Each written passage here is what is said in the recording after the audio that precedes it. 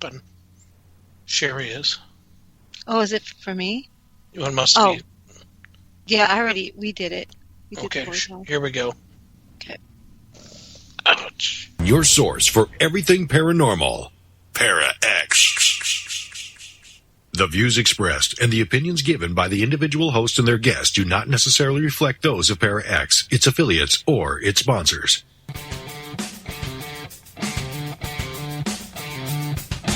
Supernatural. Magic. Ghosts. UFOs. Bigfoot. Extraterrestrial. Psychic energy.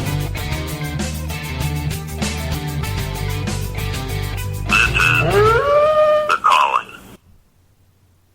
And good evening, everyone. It is The Calling, and we are here and so excited. We didn't get blown away. I think Jerry did, though, because he is not here with us, unfortunately. So anyways, it's just me and Willow.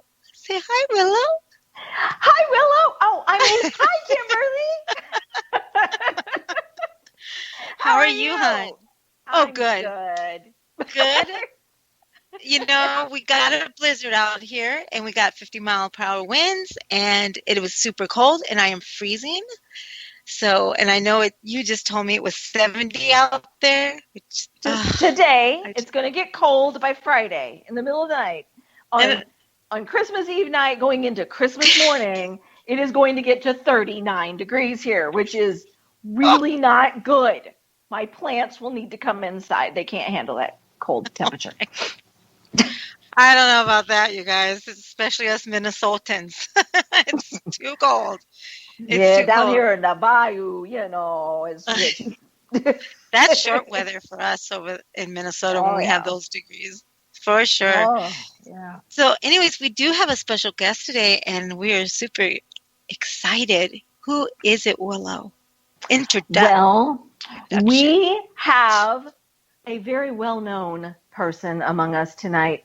This is a paranormal author. Her name is Nola Nash, dear friend of mine, and met this lady about 3 years ago. She came to me, did a ghost tour with my walking tour company, and then came to me for a seance. And that was one of my favorite seances I have ever done.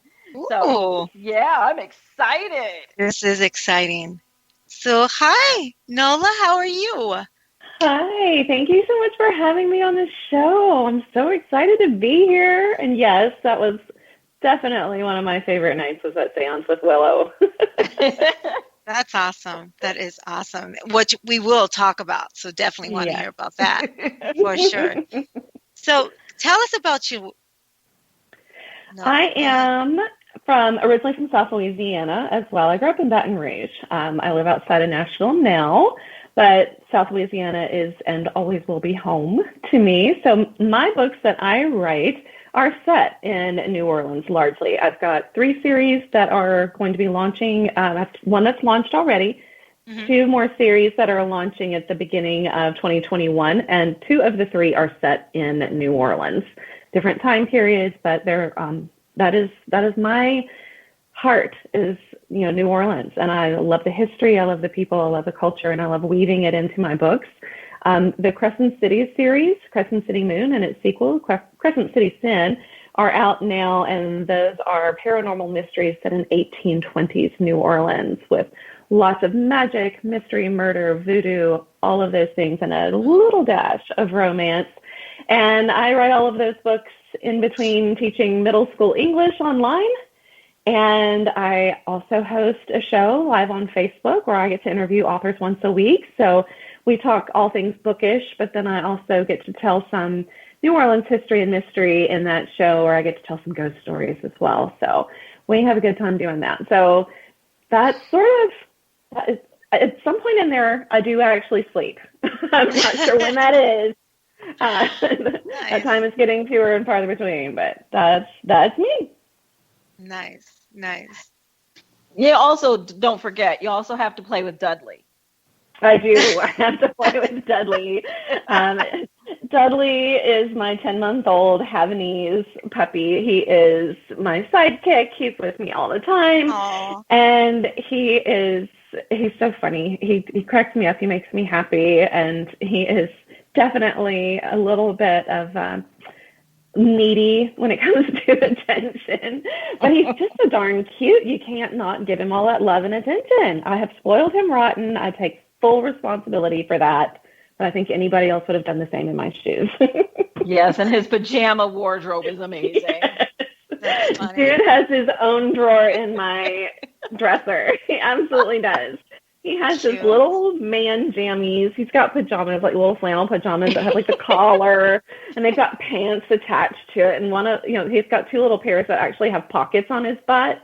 And we can't figure out what the pockets were for, but we're like, whoever designed these just was having a great time going, I'm putting pockets on this. It was so Nice. funny.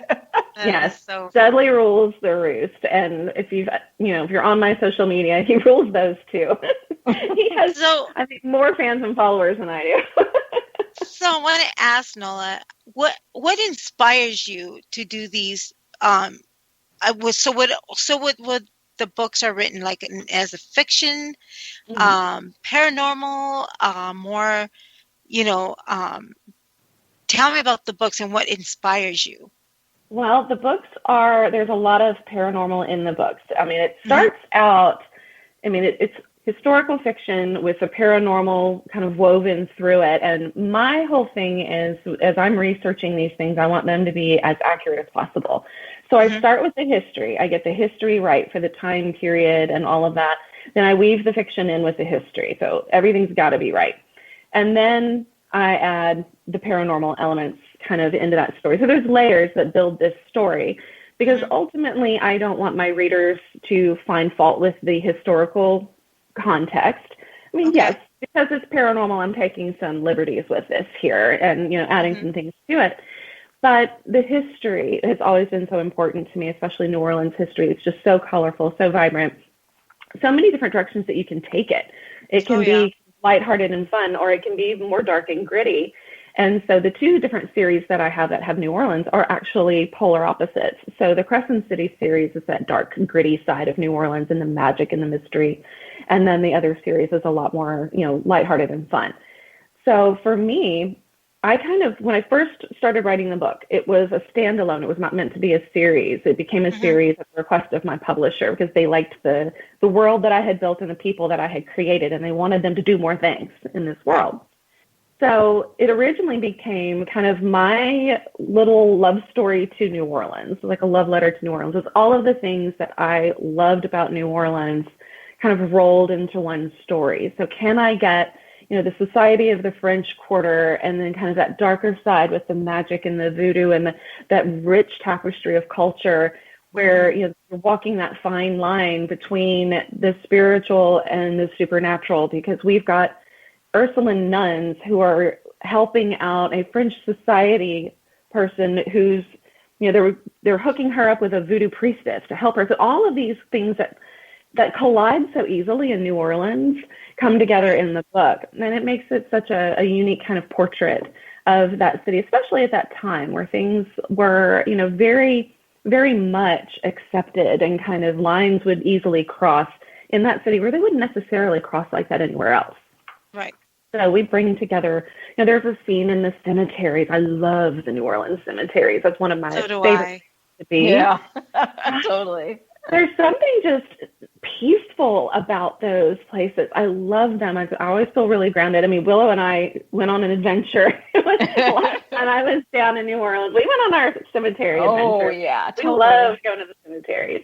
So I just found all of those elements of things that I wanted to present my city, in the best light. And so I wanted it to be authentic. And that was actually what led me to Willow in the first place, was I wanted to get it right. I didn't want the magic and the paranormal elements to go all Hollywood, because it's actually better stuff when it's authentic, when it's correct, and it's a better story. It's better magic. It is more believable, and you don't have to entice your reader so much to kind of suspend their reality, and that kind of you don't have to do that when you actually have the real stuff, because it really truly walks that line. And it's easy to pull people into that world with you when you go the authentic route. And so that's one of the things that people have said, more often than not about these books, is that it's so easy to believe that could happen. And it actually makes it more frightening, more suspenseful, all of the things that are going on in the book, because it's so easy to believe, because everything else around it is so perfectly normal that why isn't that normal too? Well, sure, that's normal. It's normal for New Orleans. And so it pulls people in. And that was my whole goal. And I'm really lucky that I've got people like Willow who have taken the time to kind of take me under their wing and say, okay, so this is how this would happen. Sure, we'll walk through this. And, I can pick up the phone and message Willow. I remember doing this. It was when I was writing the sequel, when I was writing Christmas. And I said, all right, I want something really gritty to happen right here. She's got to do something really gritty in the middle of this seance. And so this is kind of what I got going on. And then Willow starts messaging me back. I'm like, yes, that's what I want. Yep. So, there's those moments, and where you have people like Willow that can help you out with the things that are going to make this book special. And it's one of the things that I love talking to readers with. They like to hear, how do you learn how to do all of this stuff? And that's been really important to me, is to actually do the things that I write about. Because it's really easy to pretend you know something about something, or to write about it and you get the details kind of sort of right. But when you get down to it, magic and voodoo especially is very earthy. It's very sensory oriented. And so there's so much that you need to feel, that you need to smell. It's tactile. And if I'm not doing it, then I can't write that. I can't create that same experience for my readers. And so I've learned to read tarot. I've, worked on candle magic. I've, put together gree bags, all of these things, and, got to sit down with Willow and have that seance, so that I have that whole experience of what it feels like with every sense to be in that moment. Because so many of those moments, for me, they might be something that I've experienced before, but for most of my readers, they haven't. And so I want them to be able to experience along with, with the characters as well. So I have a question for you. Tell us about some of your paranormal experiences that brought these books really to the forefront to make you feel like you had to write this. I'm sure it was through experience that really kicked you off into writing the series. Absolutely. I mean, anytime you're in New Orleans, and I mean, I grew up in Baton Rouge, like I said, and anytime you're going to do anything in Baton Rouge, you go to New Orleans to do it. So I've always felt that connection to the city and felt like the walls were, whispering to you. They've all got stories to tell, and you want them to tell the story, and you want to hear what's going on. I always felt like there were more dead people walking along the sidewalk with me than the living people. And that's just always been that kind of feeling that I get from New Orleans. But then as I was growing up, I had the opportunity to do some interesting things. And one of the things that I really enjoyed, that was kind of that first little foray into the paranormal for me, was when I got to do a reenactment at the Myrtles Plantation. And I got to be one of the child ghosts. I was obviously much younger when I did this. And I was one of the little girls who died. And there was a Creole maid named Chloe, and she wanted to kind of win the master's regard and all of that. And so she was going to make the wife and the kids really sick, and then she was going to heal them. Like, this was her plan. And so, unfortunately, what she put in the cake that she gave everybody to eat, it killed them. It was too much. And so I was one of the little girls who died. And so we got to just kind of run through the house and, do all of these things. Well, we were there a lot, rehearsing and kind of, doing all of these shows night after night. And interesting things would happen to us at the Myrtles. And of course, there were 13 deaths, 13 murders really at the Myrtles Plantations, one of the most haunted houses in America. And we would smell honeysuckle, which was very unusual for October. I mean, this was a Halloween thing that we were doing, Halloween tours we were reenacting. And at the top of the main staircase is always very, very strong honeysuckle. Now, honeysuckle is more of a, spring flower down there. Right. So to smell that in the fall, and honeysuckle, the legend is that that's how you know that ghosts are present. That's kind of like the scent, is to know that there are spirits present there. And so we would have that kind of like, okay, somebody's playing the joke on us. We're going to go find it. And search and search and search. We could not find anything that would have given that honeysuckle. It's very, very thick, very, very heavy smell. I mean, I love honeysuckle, and it's still one of my favorite fragrances today, but it was so concentrated that you would have thought there would have had to have been something to give off that fragrance right at the top of the stairs, and there wasn't. And then we were kind of just out in the yard kind of taking a break, and, we run through the house, and we have to go kind of stand outside until it's our turn to do something else that we were supposed to do. And several of us were outside, and on the back porch of the Myrtles, there were rocking chairs. And they just kind of lined up there on the porch. And the middle rocking chair started rocking. The ones on either side didn't rock, just the one in the middle. It was a very slow, kind of back and forth rock. And we're just sort of standing there watching it, and you're going, it's not windy. Wind isn't going to blow a rocking chair like that. And we just stood and we watched. And we kind of felt like, okay, well, if they're just rocking really slowly, clearly they're okay with the stories we're telling here. The people coming, they're just sort of, they're taking a break as well. Maybe they've been watching all of this going on. And so I had that kind of, those experiences that let me know that there is more out there than, my very Baptist upbringing was going to acknowledge. And I'm going, yeah, I'm sorry, but they can't explain that to me. Like, there is nothing that they're going to tell me that is going to make me change my mind about what I know I saw.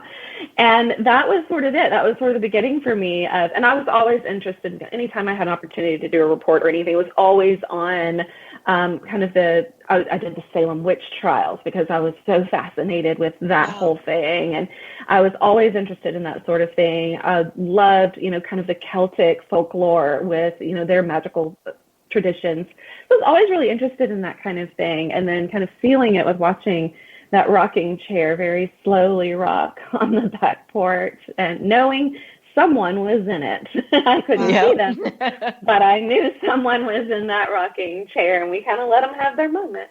So that really was the first experience that got me started on really kind of seeking to understand that and knowing that it was out there and kind of inviting that world into my world. Nice. But it didn't stop there, of course, and it all got worse when I got to know Willow. Oh, no. Not worse, but that kind of a little more active, a little more active, yeah. So now, what did you two do? That what did you guys start with? With the seance. Oh, did you really? So how did that work? How did that go then? The seance was a lot of fun. I mean, it was funny because let me back up so kind of what really kind of hit home with me on that seance. I miscarried between my two oldest children, and it was at 12 weeks. Her name would have been Mary, and it was kind of a painful thing for me that I kind of put aside. Well, about 6 months before I went down to see Willow, and I was down in New Orleans researching for that book, I had been kind of pulled inexplicably to an old cemetery in the town where I live outside of Nashville, to this one particular grave, and I never really understood it. And the name of the person buried there was Mary Shy. And I said, I don't know this person. I don't know why I feel like I need to sit here and kind of get to know her. I've always found solace in cemeteries. And so for some reason, it was that particular grave. I would sit by her grave all the time and kind of just sit there like, what are you trying to tell me? What do I need to know? And it wasn't until just before I went down to New Orleans that I realized that it wasn't Mary Shy trying to get my attention. It was Mary trying to get my attention. And it was like, hey, Mom, we haven't talked in a while. I'm still here, Right. And she was reaching out to me, but she was using that tomb to do it. Right. And so Willow didn't know any of this. She knew nothing about that when we got started. And so I'll let Willow pick up. You got the backstory from me. We'll let Willow tell a little bit more about that. So I started getting the name Mary. Okay. And then I saw a female kept like being shy. She kept like hiding. And I'm like, well, I'm getting the name Mary, but she's shy. Mhm. And she's like, oh my God, that's her name. Yes. Oh my gosh. But that it was like charades with a ghost. Uh-huh. She was trying to show me the last name by I'm shy. And it was so cool. Yeah. That And was so, how, once I had made that connection that it was my Mary that was trying to use that tomb, that was basically her way of saying, you know, it's me, Mom. It's me, Mom. Like, yeah, I drew you to that tomb, and now this is how I tell you that it's me. And so that was the coolest thing. Now, we didn't get any of that on film because for some reason, everything we tried electronically went haywire. Everything shut down, like the camera turned off. Wow. We had fresh batteries. We tried changing the battery, and every time the camera would shut off. So it ended up just being hours of me and Willow sitting there just kind of talking and things. But it was so cool that charades thing happened with Willow. Oh my God, I know who that is. Right. Like, she's not shy. She's using the name to tell me who she is. But the charade was there. So how did you guys know about each other? Like, how did you and Willow connect? I signed up for her tour. There were a lot of tours in New Orleans, and it was just one of those things that there were other tour companies and things that I knew, but it was, I don't know, I just kind of felt like this is the one I need to go on. This is the tour I need to do. And I wanted to do a seance because I wanted that experience for the book. Like I said, I researched everything. You know, I wanted to experience everything that I wrote. And Willow's tour offered this seance as well. It's like, this is the perfect thing. This is exactly what I need to do. And it was the coolest experience. And gosh, what time was it when I finally left? It was late. It was late. In the morning. And was it just you and like, or did everybody like just laugh after a while? They're like, oh my gosh, that's funny. No, it was just her. I think there were other people scheduled for the seance, but they all like backed out at the last minute. Yep. And it was just Nola and I. And I'm like, oh yeah, that was meant then. That was meant when it happened that way. Yeah, exactly. It absolutely was. And we talked for the longest time. We talked about all kinds of things. We talked about just ourselves, things that we had in common, things that, you know, kind of our own awakening experiences and things like that. But a whole lot of it had to do with just kind of finding that similarity, that common ground between the two of us. And that was the start of a friendship that, you know, who knew that's where that was going to begin. And so I decided to schedule a tour and a seance. And here we are 3 years later. And, you know, my most recent trip down to New Orleans, Willow and I were together almost the entire time. We were doing other paranormal things. Yeah, we did a couple of paranormal investigations while she was here recently. So that was a lot of fun. Nice. That's awesome. Yeah. That's awesome. So, like, what areas, Willow, then, like, when you did your at that time, what were the sections that you did? I don't know if you could say anything, but were they, like, cemeteries or buildings or stuff like that? When we were, first off, when she first came to me, when Nola came to me in 2017, I had Black Rose Tours, which was a walking tour company. And a bonus, we would offer the seances after the walking tour. Oh, nice. So now I no longer own the walking tour part of it because there's so many walking tour companies here that I switched it over to just the paranormal adventures. So basically, we didn't do an investigation that night. All we did was the seance. Okay. But when she came back to visit, that's when we did our investigations. We did cool. Yeah, we did the Cornstalk Hotel where she was staying. Was it? No, Lafitte. It was Lafitte. Wrong hotel. Same street. Right up the street. But so we did that, and that was active, and Okay. she brought a friend home with her. It still messes with my technology. Little Sarah is one of the spirits that was in my room at the Jean Lafitte guest house, which is a great place and lots of activity there. We got to talk to two spirits there. One of them was Little Sarah, who I brought her toys. I knew that there were children that were spirits in that hotel, and so I came with a doll and a little ball. And so I don't know if it was because I brought her toys or if it was because I just wanted to play with her. I was actually just open to her attention. I don't know. But she was pretty active all night long. Into the next day, she was still messing with things. She would like to play with my phone and, things like that, making lots of things happen on the phone. And she kind of came home with me, and we didn't realize it until the next day. Willow had given me one of her meters, and it would only go off when I would touch it, which is not the right thing to happen with a K2 meter. Right. So we realized that her energy was kind of attached to me because I was in a different place, in a different hotel at that point. And then the air conditioner started going haywire in the car when we were going to Jesterhan. That was weird. And she has done all kinds of crazy things. She messes with my technology like a little kid will do. I mean, she's a little girl, and so she messes with my TV. The remote will be sitting on a table somewhere else, and it's a smart TV, so she's changing the app, she's changing the shows, the volume's going up and down. She messes with that. She's messed with my computer. She messes with my phone and my pictures all the time. I had a book trailer for one of my books that when I created it, it was 1 minute and 7 seconds long. When I uploaded it, I was putting the same file I've used over and over and over again. I uploaded it was 2.5 minutes long. I did not change that video. I know that was her messing with it. So, she's become my little companion around here that, my little impish little child likes to hang out. And I'm pretty sure that Dudley can see her because he'll kind of just look and he's looking in a space, and then he'll kind of follow something back and forth that's not there. And so I think he can see her sometimes. So I'm pretty sure he's watching her do whatever she's doing. That's interesting. That is interesting. So, and then we went to Andrew Plantation, and we did another one at it was Woodland Plantation, but the old Andrew house up in Laplace, and we did some more investigation there as well. That's fun. Yeah, we got flirted with by some of the ghosts. We did. That was it was pretty. It was hilarious. So tell us your experience then.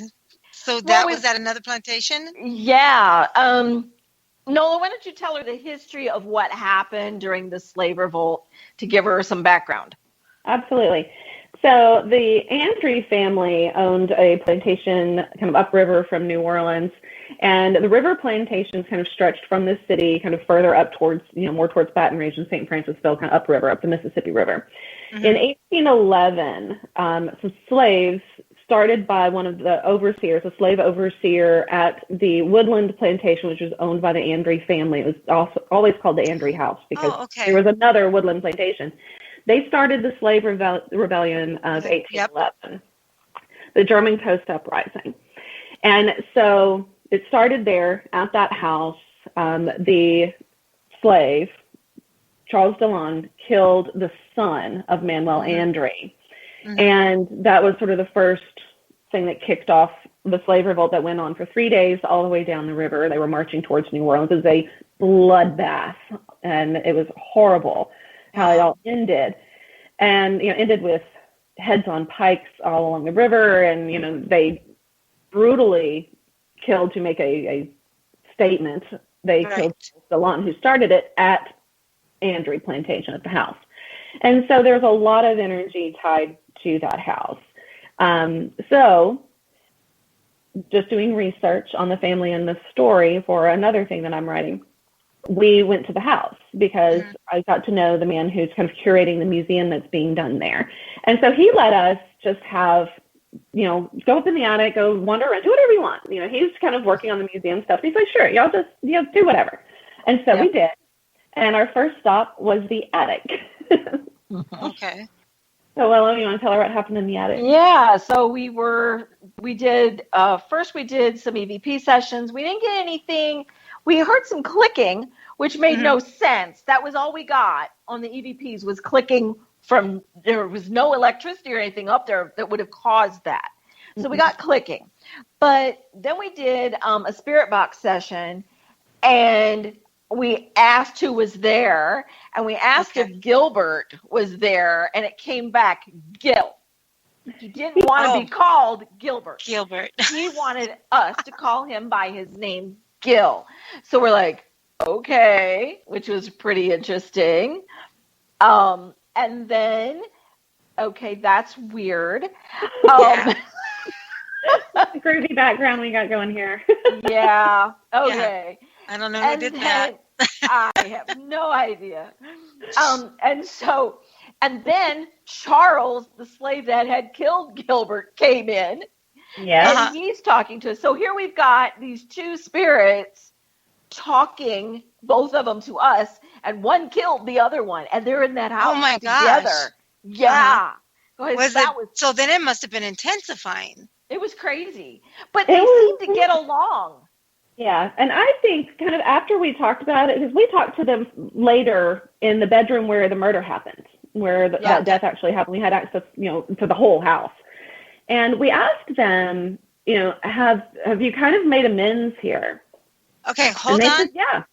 Hold on, Nola. We'll be right back, you guys.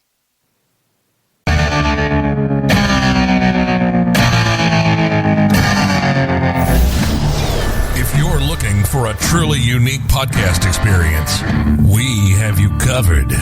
Spirit Bayou with CJ Dunham airs live from the Third Coast in Southeast Texas on Tuesday and Fridays at midnight Eastern Time, covering Creole folklore and folk magic to strange paranormal activity to new equipment for the field. CJ Dunham is a Catholic swamp witch, a devotee to our Mother Mary in the Trinity, a true believer in our Lord, the Holy Ghost, and Christ. Peace be with your spirit and the spirits by you.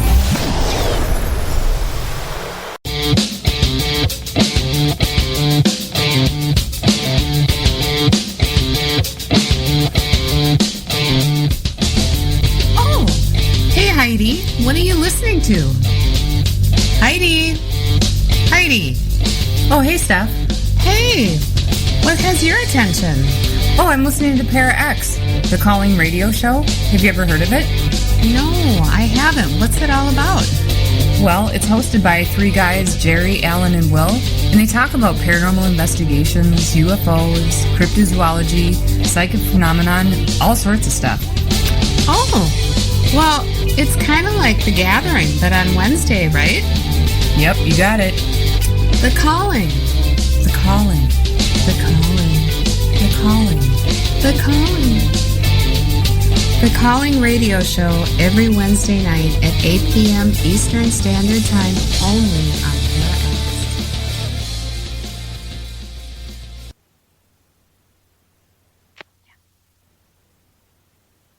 And we're back. Where were we? What was I saying? Are we back? We're back. Yes, So we anyway, are. So we do have to plug in. We're here all the time. So if you missed this show with Nola and us talking, you can get to hear the show. I think Jerry will put it up by tomorrow evening. So don't forget, always think about the Calling Radio Show and listen to any of our shows. They're always really good. So, and also we just want to plug in The Gathering, and we just want to make sure that we, especially with Steph and Heidi, they're always at the metaphysical table talking about the paranormal, all kinds of things. And that will be every Tuesday at 7, I think it is. And also we got, right after this show, we got Geeks Paranormal. So just remember, there's so many good shows on Para X Radio. So just letting everyone know. So let's get back to the story, Willow, about first, Willow, do you have it? Do you have the chat up so we can answer some of those questions? Yes. I'm seeing people are talking about the severed heads. Ooh, severed heads. Yes, we had those during 1811. It was a bloody battle. Yep. So we also have Steve B, and I think he was asking, do you ever get a little freaked out, not knowing what you're dealing with. So I'm thinking he's asking you, Nola. Oh, yes. Yeah, to a certain degree. I mean, until you kind of test the waters, you really don't know what you're dealing with. And so I think there's a little bit of apprehension going in. So far, I haven't had any experiences that have made me want to turn tail and run. But I think you always approach it with some degree of caution because you don't know what is actually there. So it is kind of an easing into the pool rather than diving in when you're dealing with that kind of thing. And, you know, the last time that we were really kind of getting deep into some stuff, I was glad that I had Willow, who, you know, she knows what she's doing. And so, you know, I'm an amateur with this, but she thinks. I enjoy it. I'm going to hope that Willow knows what she's doing. But it was definitely something, you know, I'd heard stories about the Lafitte Hotel. Okay. And so the stories let me know that I knew that there was activity there, but I didn't know what type of activity we were going to see and what types of spirits were in charge of that activity, what was causing that. I knew about the children, and so I brought the toys for that purpose. It was kind of like my peace offering, like, I'm here to get to know you, and, you know, it's about you today, whoever you are. You know, what do you want to say? What do you want to do? You know, I'm not here just to kind of watch what you can do. I want to get to know you.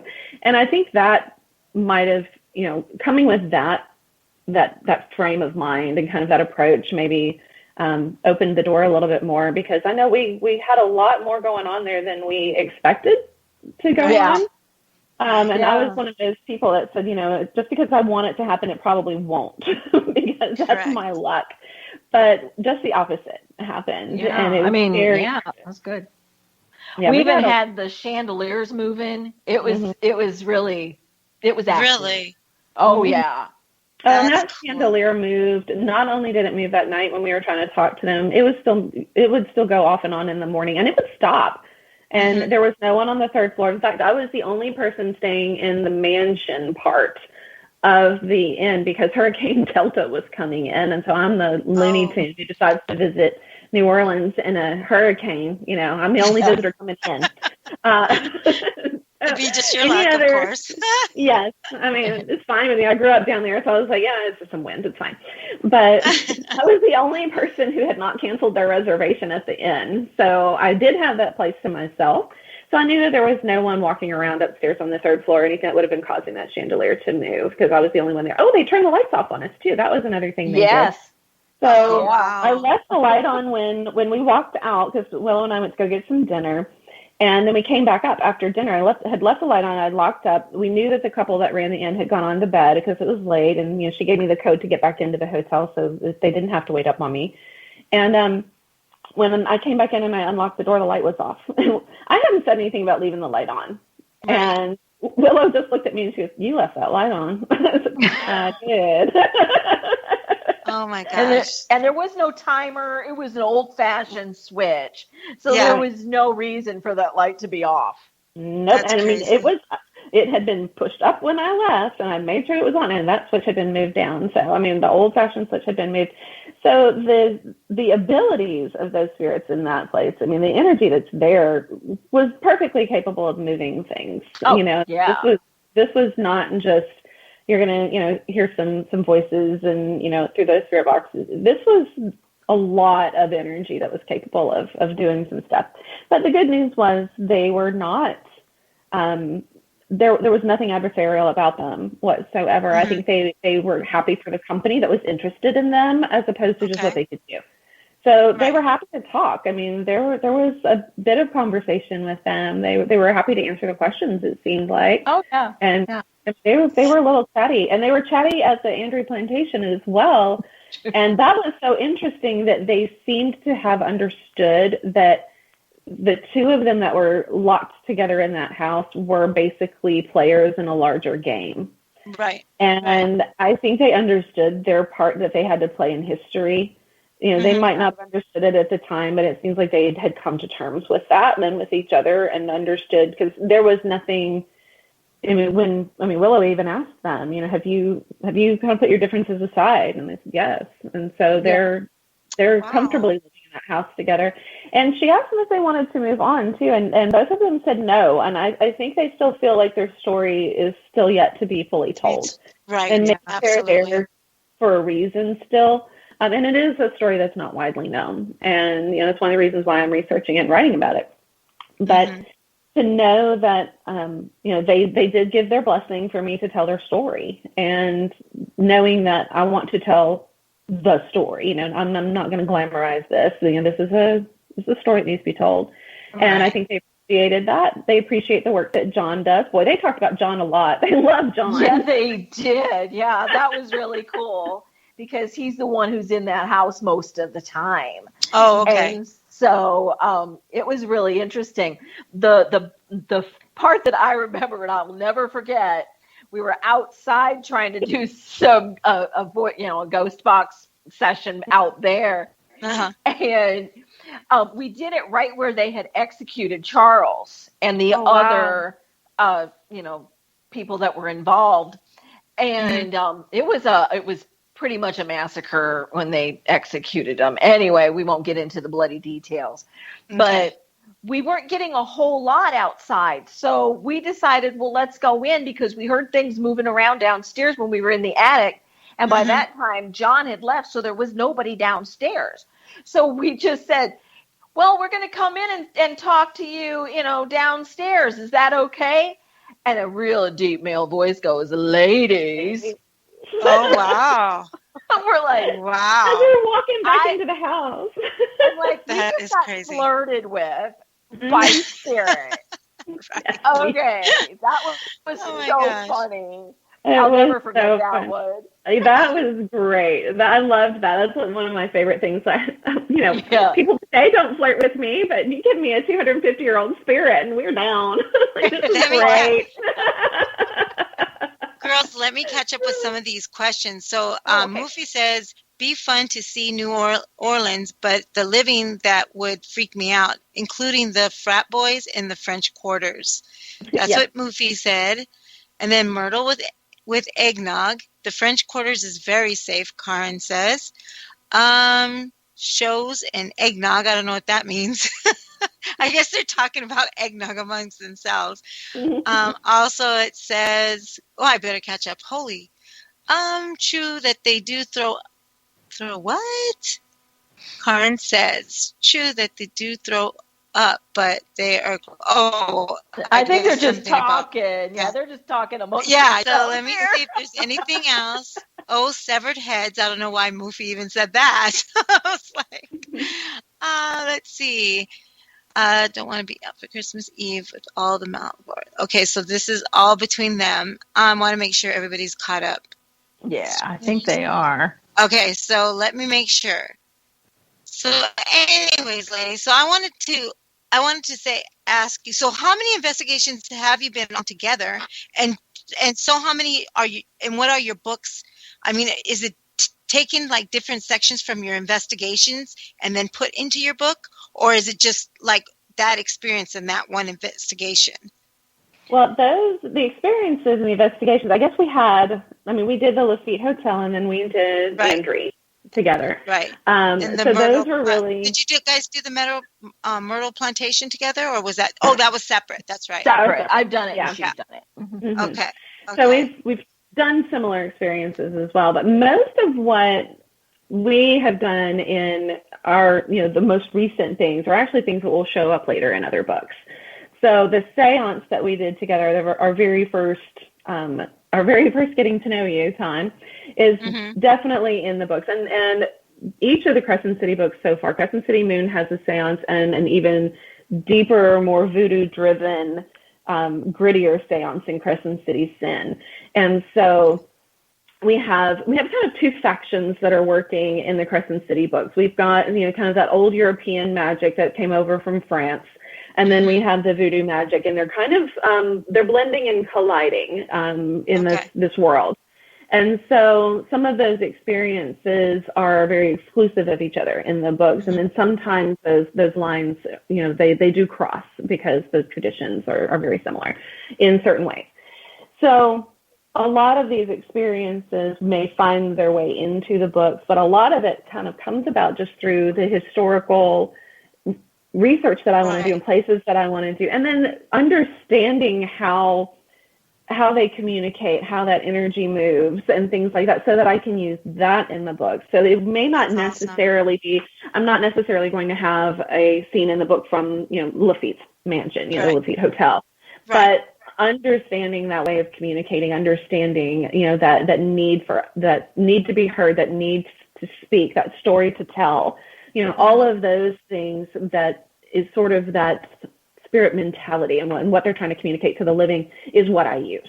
And so that helps kind of get that authenticity and that feeling of legitimacy behind what my characters are dealing with and the spirits that are moving in the book. So there's a lot of that, just understanding that it's difficult for spirits to tell their story. It's difficult for them to summon that energy, to actually speak and communicate, and to really get their message clearly across, and then what it takes out of them, and then what it can take out of the living to kind of form that bridge. And so all of those things come to play in the book in various ways, and different characters are doing different things with that to understand it and kind of get their point across, whether they are good guys or bad guys. I've got spirits working both sides of the fence in the book. And that's kind of the fun thing, is that now I've got the living trying to solve the mystery, but they're leaning very heavily on the dead to help. And so I like that sense of communication between the living and the dead, and what a challenge that can be for both sides, to, for the living to have the patience, for the dead to summon the strength, and how they can actually help the dead find that avenue, whether it is kind of pushing that energy that they need towards them, or just being patient and letting them find that route.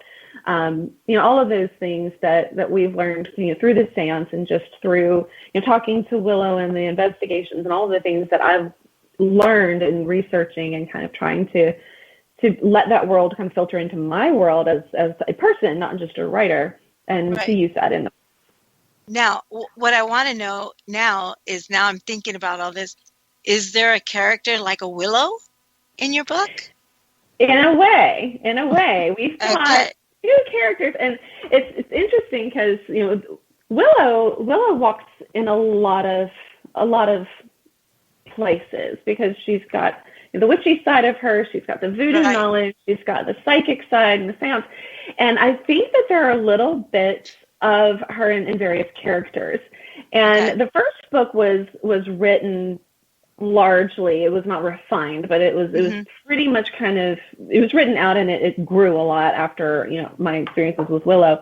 And a lot of those things that we learned in that first seance kind of got pushed into the big seance scene that was in that one.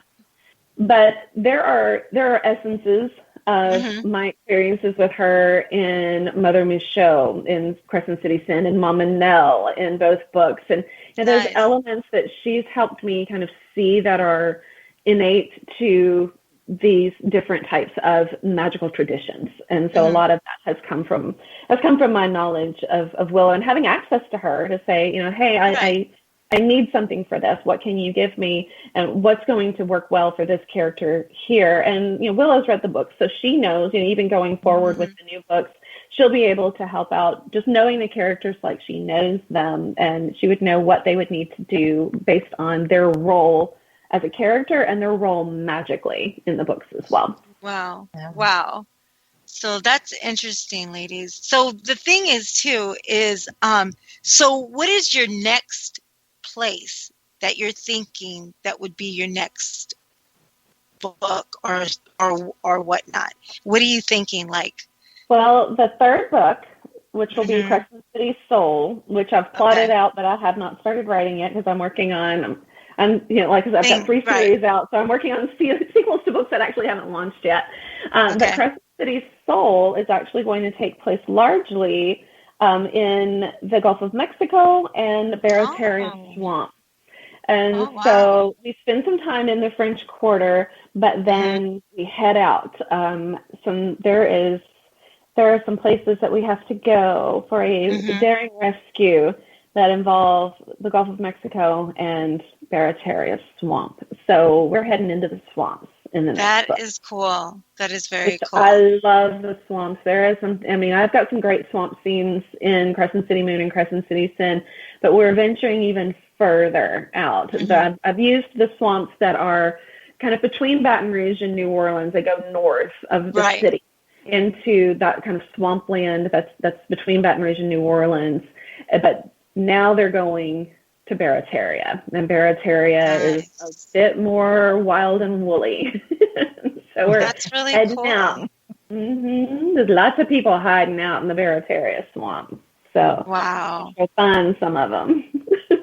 That's interesting. That's interesting. So what do you do other than your books, the paranormal? What do you do? Like, do you have a family? Do you have a husband? I mean, what did he thinks this crazy, or your family thinks is this crazy? She's going to these paranormal things and then writes them in these books, so, do they worry about your next adventure? You know what I mean?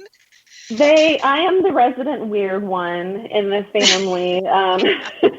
Yeah, I get that one. I've got my, I'm definitely the bohemian. I'm the one that's a little out there. I've got a working voodoo altar in my bedroom, and they all know it's there. They know I'm always constantly doing stuff, and they're fine with that. They're absolutely fine with that.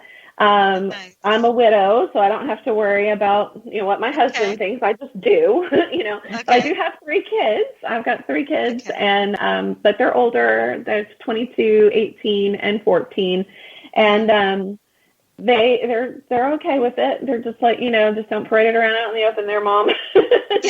Let my friends warm up to this. But then I've read tarot cards for my middle daughter's friends at the end of their senior year, and they all came over, and I read cards for them kind of as they were going off to college, kind of give them their little reading there. And we did that, and then one of them wanted me to balance her chakras for her, but I never got to doing that. So I mean, now that my teenagers' friends are starting to go, this is kind of cool. Your mom does what? At first it was weird because they didn't know anybody who did this kind of stuff, and this is Tennessee. If I had been in Louisiana, it would have been like no big deal. But these kids are growing up in Tennessee. So there's not a lot of me's here in Tennessee. But now that, the friends are kind of warming up to it. My older son, his girlfriend thinks it's cool. She's read the book. She's like, this is pretty awesome. Like, this is not her thing. But she's like, that's cool that it's yours. Right. So they're okay with it now. So it used to be kind of like, oh, my mom's so weird. But does any better. one of them are they kind of following your footsteps in that way, in a sense? I mean, do they like it more than you're surprised? I'm actually surprised that they get interested in it. Like every now and then they'll be like, "What are we doing? What's going on? What are you making?" I did one of my daughters was having nightmares and just a lot of stress and things, and so I put together a little gree bag for her and told her what to do with it, and she's like, "Okay, did that help?" It did. It helped, Mom. Thanks. And so she's accepting of those things. Of course, she's always, she's a little bit on the weird side too, I guess. But, she's the one that's like, sure, Mom, whatever. If you think that'll help, I'll take it. And so off we go. And we have a couple of metaphysical stores here. And one of them actually has some section on voodoo stuff. There's not much in Tennessee. So, we have a hard time finding those things. And one of my daughters has deemed them the creepy stores. But my younger daughter likes to go with me to the creepy stores, and the other one has started to kind of warm up to them a little bit. So we do that. They're branching out and embracing it a bit more. So there is a question. Let's see. It says, Karen asks, have you ever able to communicate with your husband? Have you ever tried that? No, I haven't really tried. Tried. Okay, so let's see. Sorry for the question if it's can't even say it. I'm sorry if the question's insensitive. That's okay. Worth asking. And it says, snakes. I just hate getting stuck in the mud and meeting gators. Well, if you go to Barry Swamp, and lots of the swamp tours in South Louisiana are a lot of fun, they take you out on a boat. And they let you feed marshmallows to the alligators. I didn't know that alligators considered marshmallows a treat, but they do. They will come to the boat. They hear the motor of the boat. Really? And the visitors will start coming out, and they start chucking the jumbo-sized marshmallows at them. And they come right up to the boat and eat the marshmallows. That is crazy. I don't know about that, being in a boat with just the alligators like that. I'm sorry, but they want some marshmallows. The thing is, I've been to New Orleans, and I think it's the wonderful, mysterious, beautiful history, beautiful things. The cemeteries are awesome. So, I mean, why wouldn't you write stories about New Orleans? You know what I mean? So, I mean, that's a perfect place to be. Oh, yeah. Like, what other place would write a book about, or have some stuff in a book? What's another place you're thinking? The next book that's coming out, the one that's actually coming out in the very beginning of the advanced copies come out in February, so it'll be March or April before this book launches. It's called Traveler. And Traveler is another fantasy. It's set modern, but our main character was born in the wrong time. And so history is trying to teach her some lessons so that she can find her destiny and where she was, when she was supposed to be and what she's supposed to do. And in that, there's a lot of traveling through not only time, but space. So she goes kind of all over the place. She starts off when we first see her in Jamaica, which is somewhere that I've been. She's doing some things that I've done. She doesn't really care for it. She's kind of bored with this whole thing. She's kind of snarky. I always say, Anthony Bourdain was a 20-something chick. That's our main character here. So she's a little, sardonic about some of the things that she's talking about here. Doesn't really appreciate the job that she has. But she goes to, the next place she goes is Rome.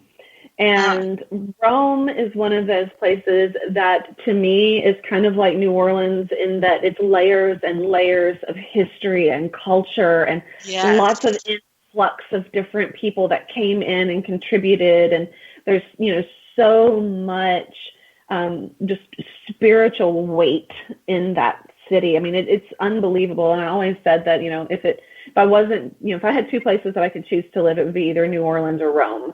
Because in many ways they're vastly different, but in a lot of ways they've got a very similar energy to them, and that it's just time and people and culture that have really just kind of blended and melted together over so much history. It's an incredible place, and I loved using Rome and having been to Rome. It is one of those places that is an interesting place to kind of disappear into for a while. So I would love to go back and do that. And I was glad that I could work Rome into this story. And hopefully people see Rome the same way that I see Rome when we're done with it. It's a lot of the kind of nooks and crannies of Rome. Not so much, there's some of the main places. You got to go to the Colosseum. There's a scene in the book where she's talking to her tour guide and she says, do you ever just look at that and go, wow, that's old? It's like, and, but I don't really notice it anymore. I'd rather have Colosseum, but you don't ever just look at it. It's like, dang, that's old. That's awesome. Now, will Willow be going with you into Rome, maybe? I don't see myself going to Rome right now. Hey, you just never know. I'm just saying. Oh my gosh, that is so good. That's awesome. I think that's really awesome that you have that, and you're doing it through books and teaching people a little bit. And that's not pretty neat that you can, do that. I mean, I took up the show. I'm sorry, Willow. Again, I always do that. Oh, no, you're good. No, you're good. So, I just think it's interesting, very interesting that you put that part of the history about that and everything. So I think this is it. This is the end of our show. I'm so sorry, Willow, for taking over. I just want to say thank you, Sarge. If the troops are listening, thank you so much, Nola Nash, for coming on, and I can't wait for your books to come out. And that's it. But tune in next week. Michael Bodine's going to be on with us. Oh, that's right. Michael Bodine. Can't wait. Good night, everyone.